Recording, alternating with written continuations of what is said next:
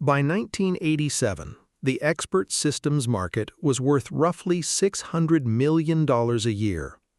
Companies like Symbolics and Lisp Machines Incorporated had been built specifically to run the hardware these systems required. Industry analysts were forecasting a trillion-dollar AI industry within a decade. You have seen this structure before. Domain-specific successes, investment following performance, predictions scaling faster than the underlying technology, and then not a single dramatic failure, but a slow accumulation of costs, limitations, and undelivered promises that made the investment case impossible to sustain. The second AI winter did not arrive like a storm. It arrived like a debt coming due. By the end of this video, you will understand the 3 specific mechanisms that ended the expert systems era, and why the field that emerged from this second collapse looked nothing like the field that went into it. Plain machine, AI in plain English. We're tracing the complete history, from the very first idea all the way to the present. Let's continue. Here's the question the second AI winter forces you to ask. If expert systems worked, and they did, reliably in the domains they were designed for, why did the investment collapse? The answer is not that the systems stopped working. XCON was still configuring VAX computers accurately in the late 1980s. Meison's diagnostic accuracy had never been seriously challenged. The programs continued to perform inside the boundaries they had been given. The problem was everything outside those boundaries. You established in the last video that expert systems were built on the closed world assumption, the presumption that any fact not explicitly present in the knowledge base is false. This is not a bug in expert systems. It is a design requirement. It is what makes them fast, consistent, and auditable. A system that reasons only from what it has been told cannot be surprised by what it has not been told. But here is what the closed world assumption means in practice at scale over time. To maintain an expert system, you must maintain the rules. Every time the domain changes, a new drug interaction, a new component supplier, a new regulatory requirement, someone must identify the change, encode it in the correct rule format, test it for conflicts with existing rules, and deploy the update. At small scale, this is manageable. At the scale the industry had reached by the mid-1980s, it was not. The knowledge engineering bottleneck was not a solvable engineering problem. It was a structural property of the architecture.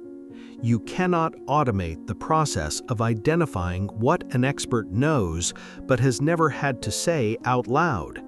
That is precisely the knowledge that does not exist anywhere in a form a rule can encode. The closed world assumption built a ceiling into every expert system ever deployed. The ceiling was invisible during the growth phase. It became visible suddenly and expensively when the maintenance costs began to compound. This is the first mechanism.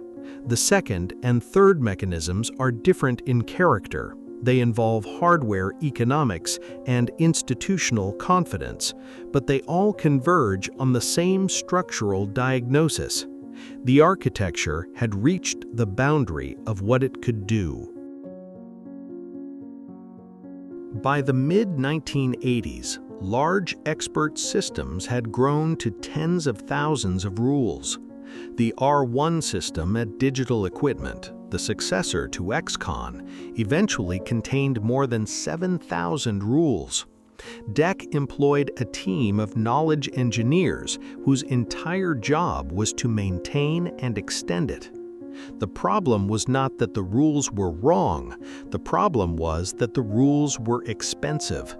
Every new product component DEC introduced required reviewing the existing rule set for conflicts, encoding the new dependencies, and testing the integration. The knowledge engineering team was a fixed cost that scaled with the complexity of the domain, not with the value the system produced. Other organizations deploying expert systems encountered the same pattern. A system built to handle medical billing would encode the rules correctly for the regulatory environment of 1983. By 1986, the regulatory environment had changed, and the system required a significant engineering effort to remain accurate. The update was manageable. The pattern of updates, continuous, unending, compounding, was not. This is what the closed-world assumption looks like at operational scale. The world the system knows about is static. The actual world is not. Closing the gap between them requires human labor that does not diminish as the system matures. It increases. The expert knowledge was not the bottleneck. The codification of expert knowledge was the bottleneck. And there was no architectural solution to that problem within the expert systems framework. The maintenance crisis was the first mechanism.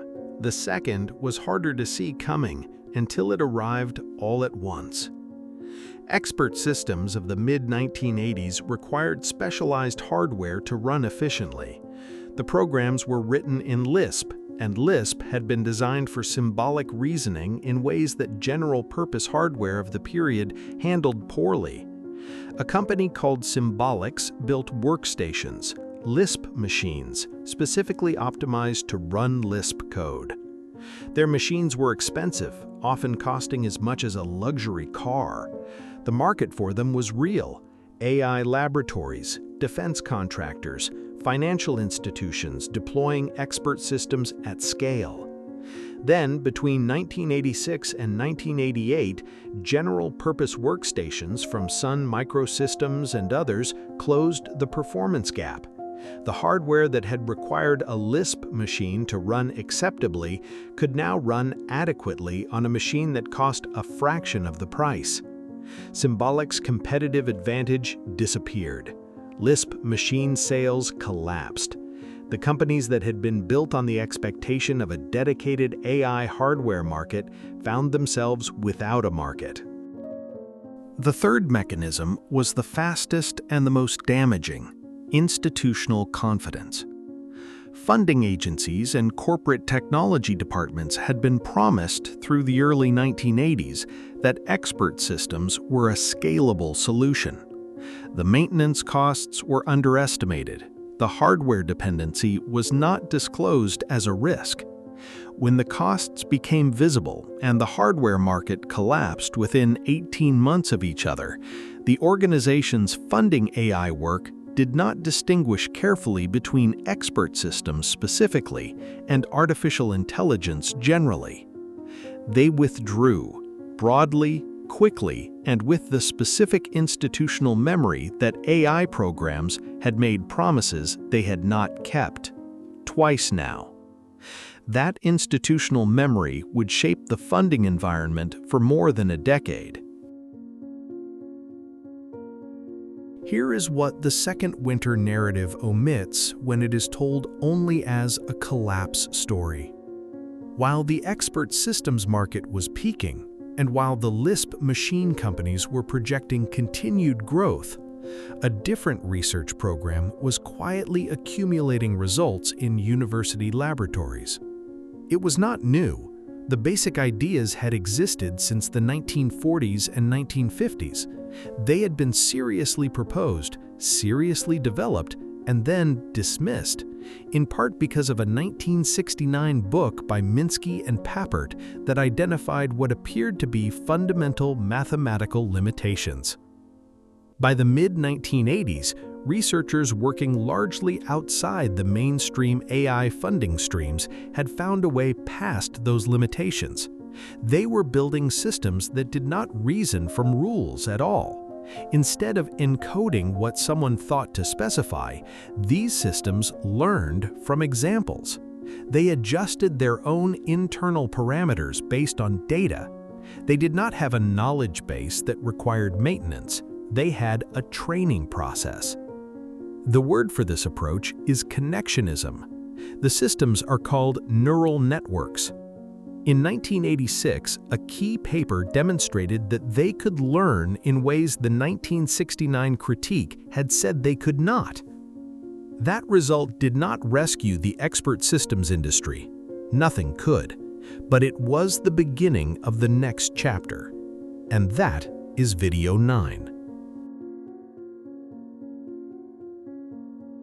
So, what does the second winter teach you that the first one did not? The first winter showed you that performance in a toy domain does not predict performance at scale. The second winter shows you something more specific, that even when a system scales, even when it is genuinely deployed, genuinely useful, genuinely valued by the organizations using it, the architecture still matters.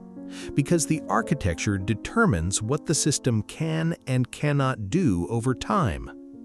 There are two practical scenarios worth working through.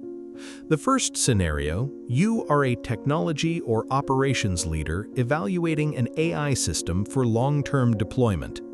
The vendor is demonstrating accuracy, speed, and reliability.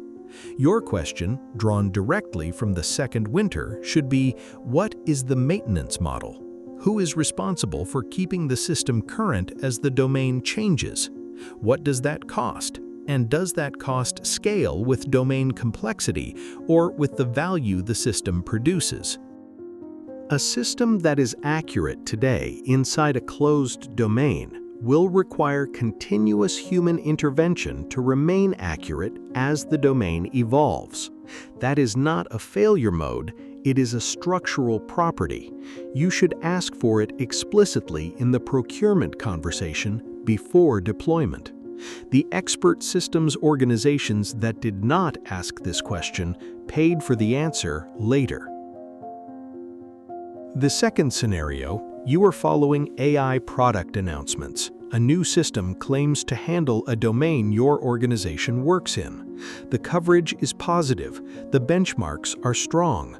Your question, drawn from the institutional confidence collapse, should be, what is the boundary of this system's competence and what happens at the edge of that boundary? Every capable AI system has a boundary. The closed world assumption is one way boundaries get built in. Training data distribution is another, a concept that becomes central starting in video number 9. The boundary is not a defect, it is a design fact. Your job is to know where it is before you depend on the system. These questions do not require technical expertise. They require the same structural literacy that would have helped organizations avoid the second winter's most expensive surprises. Return to 1987. The expert systems market is at its peak. The forecasts are optimistic, and the debt is already accumulating. In the form of maintenance costs no one has fully disclosed, hardware dependencies no one has quantified, and institutional promises that are about to become institutional disappointments. The second AI winter did not happen because the technology stopped working. It happened because the technology only worked inside the rules someone thought to write down. The field had built a ceiling into the architecture. The next move was not to raise the ceiling, it was to remove it. Here is the tweetable version of what this episode was building toward. The second AI winter did not happen because the technology stopped working. It happened because the technology only worked inside the rules someone thought to write down. The field had built a ceiling into the architecture. The next move was not to raise the ceiling, it was to remove it. Act 2 of this series, 4 episodes, 2 winters, has been the story of a field learning, at great cost, what its architecture could not do. Act 3 is the story of the architecture that replaced it. In the next video, Act 3 begins. Neural networks are not a new idea. The basic architecture existed in the 1950s. The reasons the field abandoned them were real. A 1969 mathematical critique that appeared to demonstrate fundamental limitations. But by the mid-1980s, researchers had found a way past those limitations, and by the early 1990s, they had accumulated enough evidence to make a serious case.